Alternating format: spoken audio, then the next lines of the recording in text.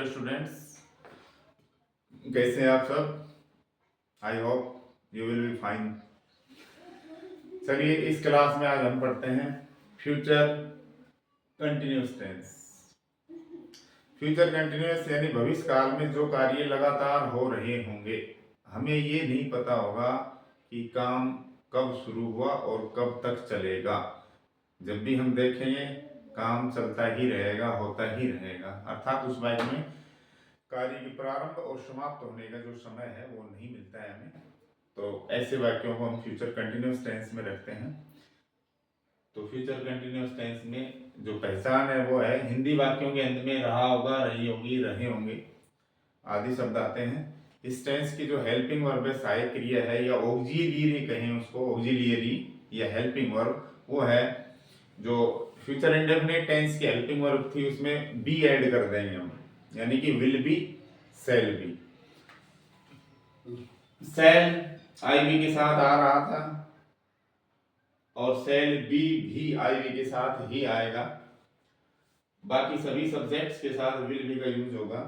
Main verb में ING लग जाएगा, यानी फोर्थ फॉर्म आएगी। देखिए structures, positive sentence, subject HV first form plus ING, object remains. बच्चे इस समय छत पर पतंग उड़ा रहे होंगे, सब्जेक्ट बच्चे हो गए।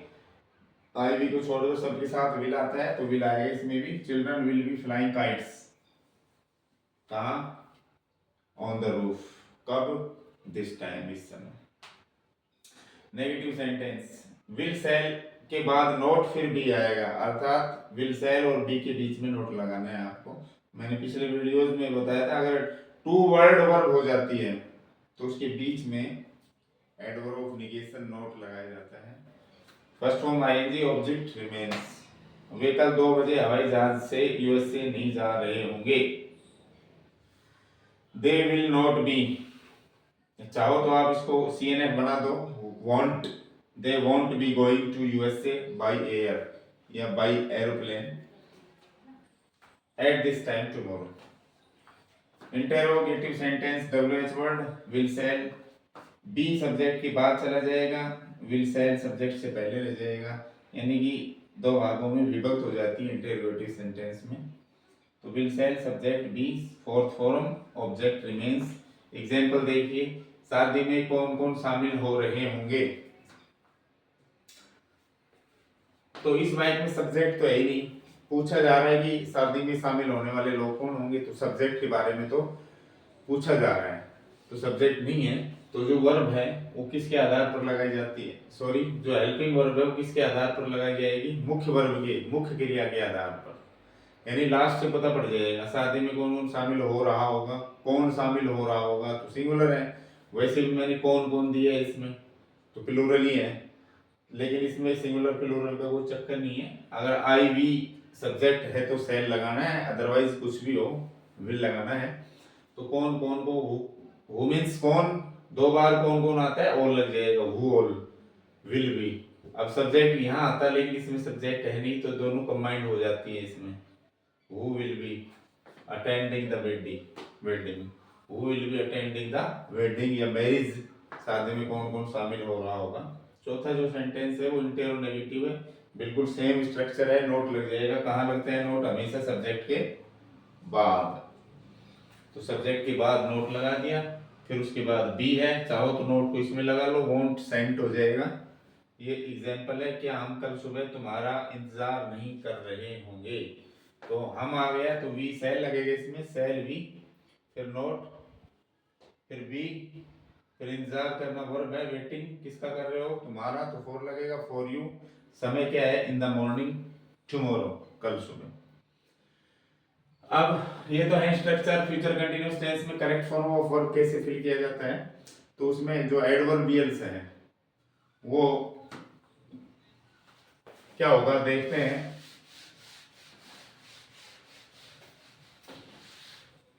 जो एडवर्बियल्स है वो होगा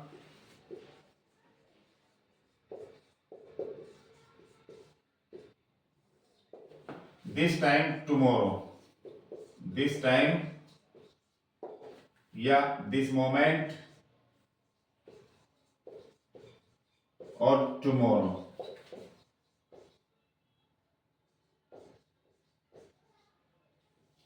ये मिलेगा आपको इसमें एडवर्बियल्स। अब जरूरी नहीं दिस टाइम या दिस मोमेंट टुमारो एक साथ आए, हो सकता है ये वाइट में दो जगह मिले, टुमारो आपको लास्ट में मिले, दिस टाइम शुरू में मिले, या दिस टाइम लास्ट में मिल सकता है, टुमारो शुरू में मिल सकता है। तो कहने का मतलब ये पूरा होना चाहिए, दिस टाइम टुमारो या दिस मोमेंट टुमारो होना चाहिए। जैसे सी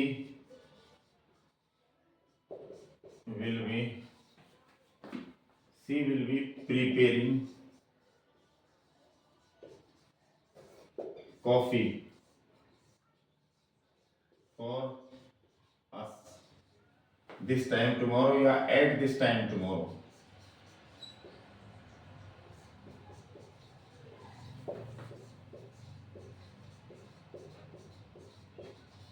ये एक साथ आ गए इसमें। वह कल इस समय हमारे लिए कॉफी बना रही होगी। अब जरूर नहीं ये टुमारो यहीं आए, ये टुमारो यहाँ भी आ सकता है। Tomorrow she will be preparing coffee for us at this time, कल इस समय हमारे लिए कॉफी बना रही होगी। तो टुमारो एट दिस टाइम आना चाहिए, चाहे टुकड़ों में आए या एक साथ आए। तो उस वाइब में हम फ्यूचर कंटिन्यूअस टेंस का यूज करते हैं। आई वी हो तो सेल बी चौथी form, he she it name you और दे हो तो विल बी चौथी फॉर्म। वर्ब नेगेटिव है तो will not be shall not be हो जाएगा। इंटरोगेटिव है तो विल सेल और बी अलग अलग भरे जाएंगे। सब्जेक्ट से पहले विल या सेल, सब्जेक्ट के बाद बी भरा जाता है।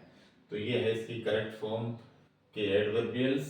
इनके आधार पर हमें करेक्ट फॉर्म भरनी है। अब अगला जो टेंस है वो हम पढ़ेंगे फ्यूचर परफेक्ट। तो चलिए देखते हैं future perfect tense. Perfect tense, future perfect का मतलब है भविष्य काल में जो कार्य पूर्ण हो जाएंगे, पूरे हो जाएंगे। इसकी पहचान है चुका होगा, चुकी होगी, चुके होंगे आदि शब्द वाक्य अंत में आते हैं। इस टेंस की जो पहचान है वो चुका होगा, चुकी होगी, चुके होंगे आदि है। और इसकी जो हेल्पिंग वर्ब्स है विल हैव, शैल हैव है, अर्थात जो फ्यूचर इंडेफिनिट की हेल्पिंग वर्ब है उसमें हैव ऐड कर दिया हमने।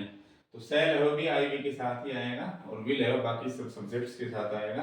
थर्ड फॉर्म आएगी, तीसरा भाग है। और इसमें ये चीज और आ सकती है समय तक, समय के साथ से नहीं, समय के साथ तक। तो बाई लगा देंगे, जो भी समय होगा, जैसे कल तक है बाई टुमारो, सोमवार तक है बाई मंडे, 2030 तक है तो बाई 2030 या बाई द ईयर 2030 ऐसे लगा देंगे। Positive sentence, subject HV third object. देखिए मेरा भाई 2026 तक नीट परीक्षा पास कर चुका होगा। Subject my brother will have, helping verb होगी थर्ड फॉर्म, क्रैक्ड या passed the NEET exam by 2026 2026। Negative sentence में अब देखिए दो भागों में बट रही है ये, नोट बीच में लगता है, will not have, shall not have, third form object remains.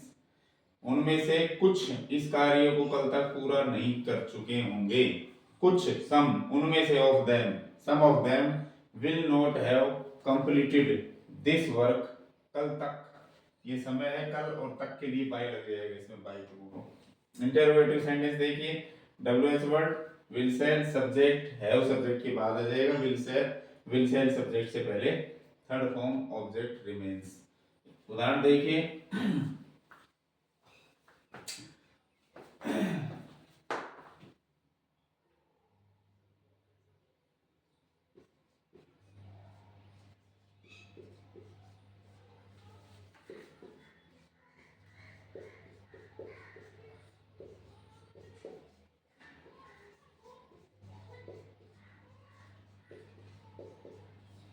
इस शेर को कौन मार चुका होगा।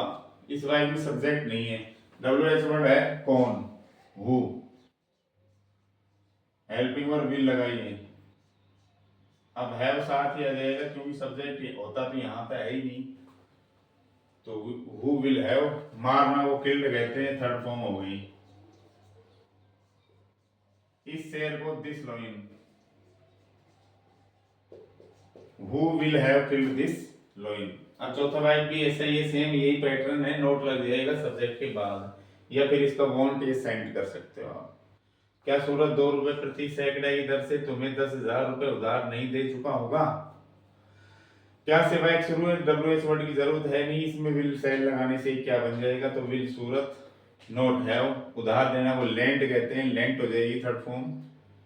तुम्हें यू रुपए, दो ऑब्जेक्ट हो गए, तुम्हें और 10,000 रुपए।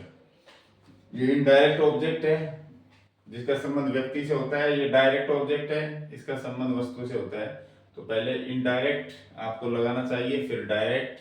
अगर आप इसको वहां लगाते हो और इसको यहाँ, तो फिर टू प्रीपोजिशन और लगाना पड़ेगा।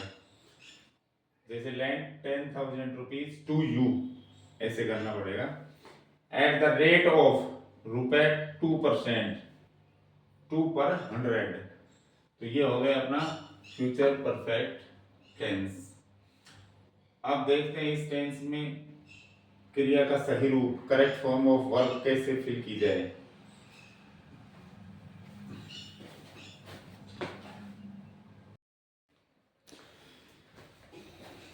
तो चलिए देखते हैं फ्यूचर परफेक्ट टेंस में करेक्ट फॉर्म ऑफ वर्ब कैसे फिल की जाती है। तो इसके लिए आपको वाक्य में टाइम फ्रेज मिलेगा, यानी ऐसे दो या दो से अधिक शब्दों का समूह जो आपको समय इंडिकेट करे, समय को बताएं, टाइम फ्रेज। तो उसमें मिलेगा बाई, उसके बाद समय कोई भी, by Monday, by the year 2030, इस तरह से। तो उसमें will shall have third form का यूज होता है, will have shall have third form का यूज होता है। ये याद रखनी है कि सेल किसके साथ आता है? आई वी के साथ, बाकी सबके साथ विल आता है। तो देखिए इधर, बाई नेक्स्ट ईयर, अगली साल तक, ही खाली जगह 30, अगली साल तक वो 30 का हो चुका होगा। तो विल हैव टर्न्ड हो जाएगा इसमें, विल हैव टर्न्ड। अगला, हाउ मेनी स्टोरीज। अब बाई प्लस टाइम जरूरी नहीं शुरू में या लास्ट में भी आ सकता है, जैसे इसमें बाई 2 o'clock टुमारो, कल 2 बजे तक। हाउ मेनी स्टोरीज, कितनी कहानियां आप टेल, सुना चुके होंगे। तो यू के साथ विल आएगा इसमें यहाँ है, यहाँ आ जाएगा। प्रश्नवाचक में मैंने कहा था दो शब्दों की सहायक क्रिया आदि सब्जेक्ट से पहले हो जाती है, आदि बाद में। तो how many stories will you have, इसकी थर्ड फॉर्म कर देंगे टोल्ड। कई बार इस तरह की इस स्थिति की बजाय इस स्थिति में भी, इस स्ट्रक्चर में भी कोई भी वाक्य आ सकता है बाय द टाइम से, बाय प्लस टाइम नहीं, बाय द टाइम। ये जो फ्रेज है ना, इस तरह फ्रेज अगर कोई आ जाए बाय द टाइम, तो इसका मतलब ये है कि इसमें एक वाक्य और होगा, और वो होगा प्रेजेंट इंडेफिनिट में, और जो दूसरा वाक्य होगा वो होगा फ्यूचर परफेक्ट टेंस में। यानी पहला वाक्य बाय द टाइम वाला वाक्य प्रेजेंट इंडेफिनिट में होता है, और इससे दूसरा जो वाक्य है वो फ्यूचर परफेक्ट में होता है। देखिए बाय द टाइम, फिर सब्जेक्ट आएगा, फिर मेन वर्ब की फर्स्ट या एस, वो फ्यूचर परफेक्ट का स्ट्रक्चर हो गया। तो देखिए bye the time I reach home, bye the time उस समय तक, आई रीच होम जब मैं घर पहुंचता हूं, उस समय तक, या जब मैं घर पहुंचूंगा उस समय तक, mother cook food for me, mummy मेरे लिए खाना पका चुकी होगी। तो विल हैव, और थर्ड फॉर्म कर दो कुकी, कुक्ड हो जाएगा, कुक्ड, कुक्ड ये हो जाएगा कुक्ड। इसमें देखो by the time we reach the airport, उस समय तक जब हम एयरपोर्ट पहुंचते हैं या पहुंचेंगे, ये सेंस आ सकता है, फ्यूचर का ही सेंस आएगा, लेकिन बनता है ये प्रेजेंट इंडेफिनिट में। तो उस समय तक जब हम एयरपोर्ट पहुंचते हैं या पहुंचेंगे, the aircraft already take off, हवाई जहाज पहले से उड़ान भर चुका होगा। तो विल हैव और इसकी थर्ड फॉर्म हो जाएगी टेक ऑफ की, टेकन ऑफ, टेकन ऑफ। तो ये जो वाक्य है जरूरी नहीं है पॉजिटिव सेंस में, ये नेगेटिव भी हो सकता है। अगर ब्रैकेट में आपको नोट और दे दिया जाए यहाँ पर, तो आप नोट लगाएंगे, फिर विल सेल के बाद नोट, फिर है और फिर थर्ड फॉर्म। तो ये थी अपनी फ्यूचर परफेक्ट टेंस की स्ट्रक्चर्स। फ्यूचर परफेक्ट टेंस में एडवर्बियल्स, फ्यूचर परफेक्ट टेंस में क्रिया का सही रूप भरना। इसके बाद हम पढ़ेंगे फ्यूचर परफेक्ट कंटिन्यूअस टेंस। तो चलिए देखते हैं अगला टेंस।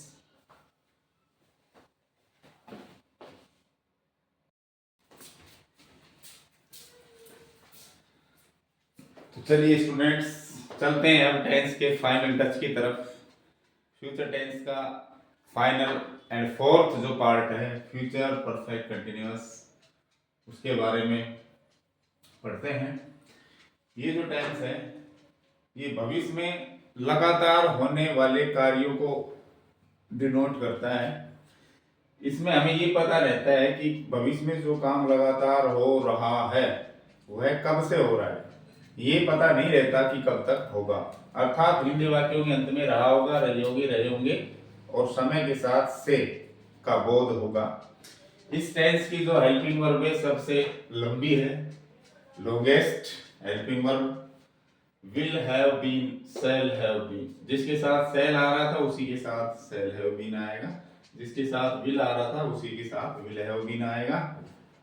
आई बी को छोड़कर सभी सब्जेक्ट्स के साथ will have been, I we के साथ शैल हैव बीन। जब भी नाम कंटिन्यूअस का आए, जब भी रहा रही आए वाक्य में, तो ये जो प्रत्यय है अपना आईएनजी ये क्रिया के अंत में ऐड कर दिया जाता है।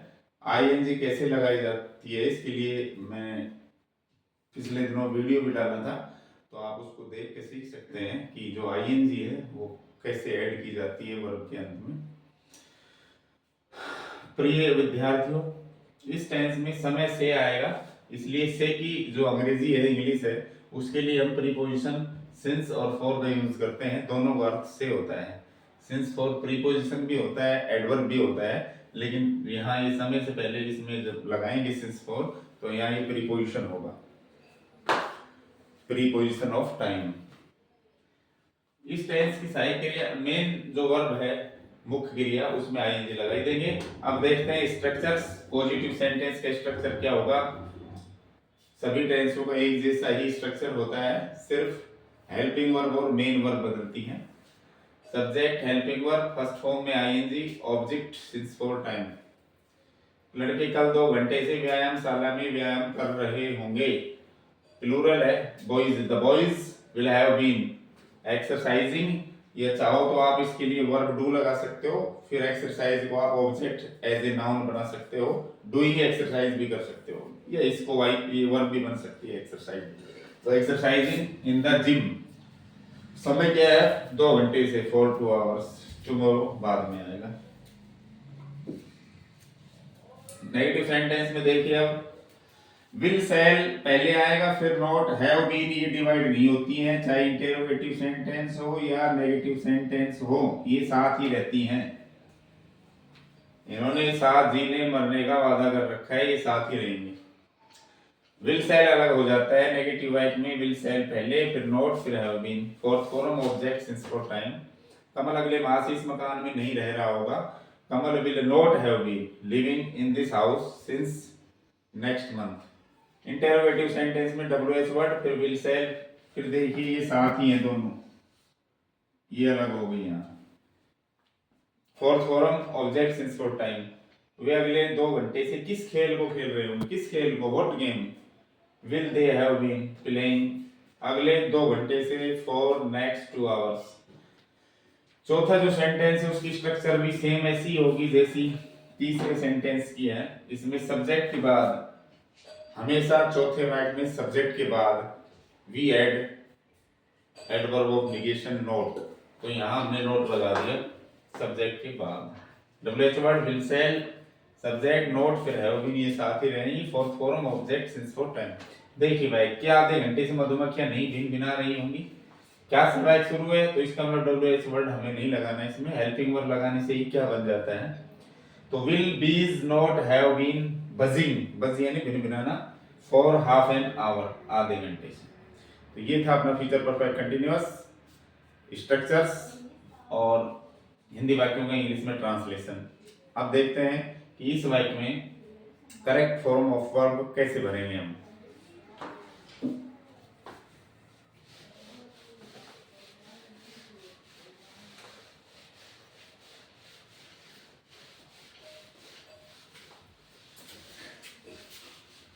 फ्यूचर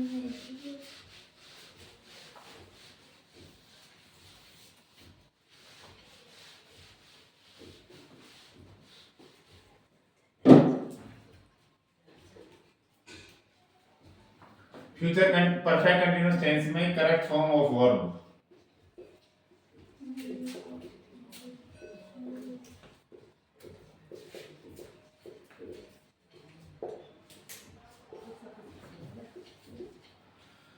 तो इसके लिए हमें जो एडवर्बियल्स मिलने जा रहा है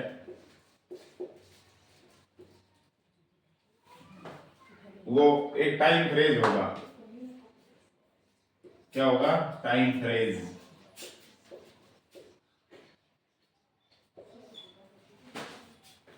टाइम फ्रेज में क्या होगा? सिंस या for plus time, future time.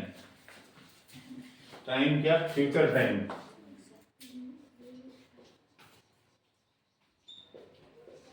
Future time. किसी वर्ड में सिंस, फॉर और फ्यूचर टाइम दिया हुआ है। अब फ्यूचर टाइम कैसे पहचानेंगे? या तो आपको नेक्स्ट मिलेगा, नेक्स्ट के साथ कुछ भी टाइम, या आपको चले रहो ये मिलेगा। अगर सिंस फॉर के बाद टमेरो हो, टुमारो या नेक्स्ट के साथ कुछ जुड़ा हुआ हो तो वो फ्यूचर टाइम होगा। या जिस समय आप कभी एग्जाम दे रहे हो और उस समय करेक्ट फॉर्म ऑफ वर्ब का अगर कोई सेंटेंस दिया हुआ है और उसमें सिंस फॉर टाइम के बाद कोई फ्यूचर टाइम दे रखा है, यानी जिस दिन आप एग्जाम दे रहे हो उससे अगला साल दे दिया जाए, जैसे 25 में एग्जाम दे रहे हो तो दे दिया जाए सिंस 2026, तो वो फ्यूचर टाइम होगा। उसमें भी हम इस टेंस की जो हेल्पिंग वर्ब्स हैं, मेन वर्ब हैं, उनका यूज करेंगे, यानी कि विल, शैल, हैव, बीन चौथी फॉर्म,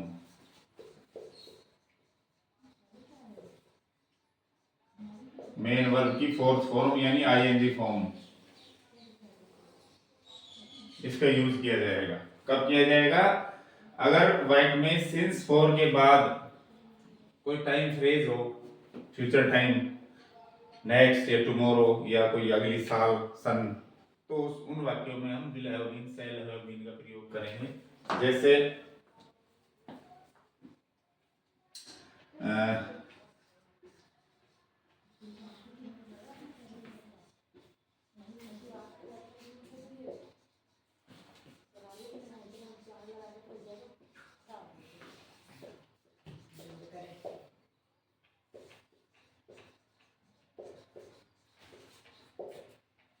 ये सेंटेंस है, देखो सिंस फॉर प्लस टाइम यानी सिंस के बाद टुमारो दे रखे है तो इसका मतलब है भविष्य काल, और भविष्य काल में सिंस फॉर टाइम का मतलब है परफेक्ट कंटीन्यूअस टेंस, तो इसमें will have been, shall have been बनेंगे, सी के साथ विल हैव बीन आएगा, और फोर्थ फॉर्म मतलब आईएनजी लगा देंगे इसमें।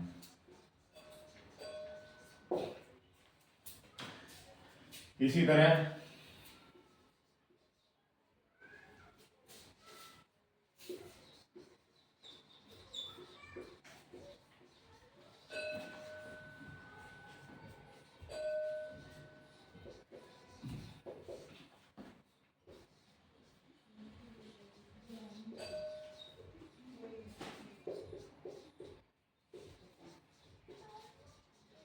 ये क्वेश्चन प्रश्नवाचक वाक्य है। देखिए सिंस फॉर प्लस भविष्य का समय आ रहा है, नेक्स्ट वाक्य कैसे है? प्रश्नवाचक। तो अब तुम्हें याद होना चाहिए सिंस फॉर प्लस टाइम अगर है, भविष्य का समय यानी फ्यूचर परफेक्ट कंटीन्यूअस टेंस है, तो उसकी helping verb will have been, shall have been है। अभी देखना है कि इंटरोगेटिव सेंटेंस में कैसे भरते हैं उसको। तो सब्जेक्ट से पहले सिर्फ विल या शैल ही आएगा, और सब्जेक्ट के बाद जो बच गया वो हैव बीन, और फोर्थ फॉर्म रिसाइडिंग हो जाएगा। अगर नेगेटिव और होता ही एक मान लो यहाँ में नोट दे देता, तो नोट कहाँ था? यहाँ आता है हैव से पहले, सब्जेक्ट के जस्ट बाद। तो प्रिय विद्यार्थियों, ये था आज का अपना फ्यूचर परफेक्ट कंटीन्यूअस टेंस, जिसमें हमने स्ट्रक्चर्स बनाना और करेक्ट फॉर्म ऑफ वर्ब्स कैसे भरी जाती है के बारे में सीखा। आज अपना जो टॉपिक है टेंस वो समापन की तरफ है। निष्कर्ष में मैं यही कहूंगा कि टेंस जो टॉपिक है उसमें हमने टोटल 12 पार्ट्स पढ़े हैं, स्ट्रक्चर्स पढ़ी हैं और हिंदी वाक्यों में इंग्लिश में अनुवाद कैसे किया जाता है पढ़ा है। और हर टेंस में करेक्ट फॉर्म ऑफ वर्ब भी हमने सीखी है, खाली जगह में वर्ब का सही रूप कैसे भरें। टोटल 12 भागों में जो सिंस फॉर हैं वो 3 बार यूज हुआ है, प्रेजेंट टेंस के चौथे भाग में, पास्ट टेंस के चौथे भाग में और फ्यूचर टेंस के चौथे भाग में। तो हमारे टेंस हैं वो समाप्त हो गए हैं। अगर आपको पसंद आया हो तो जरूर वीडियो को शेयर करें, लाइक करें और अगर आवश्यक समझें तो कमेंट भी करें। चैनल को अभी तक अगर आपने सब्सक्राइब नहीं किया है तो सब्सक्राइब करें। अब अगला जो टॉपिक है अपना वो टेंस बेस्ड ही होगा, एमसीक्यूज मल्टीपल चॉइस क्वेश्चंस, उनकी प्रैक्टिस करवाई जाएगी। तब तक के लिए आप वेट करें।